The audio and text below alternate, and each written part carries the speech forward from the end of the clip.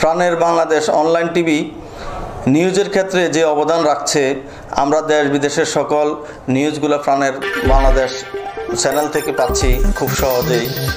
আমি সাধুবাদ জানাই প্রাণের বাংলাদেশ নিউজকে। আপনারা আরও এগিয়ে যাবেন এই আশাবাদ ব্যক্ত করি। তার পাশাপাশি পবিত্র ঈদ উল ফিতরের উপলক্ষে আমি প্রাণের বাংলাদেশ টিভি অনলাইন টিভি এবং এর কলা কৌশলী এবং দর্শকদেরকে ঈদের শুভেচ্ছা জানাচ্ছি। সবাইকে ঈদ মোবারক, ঈদ মোবারক।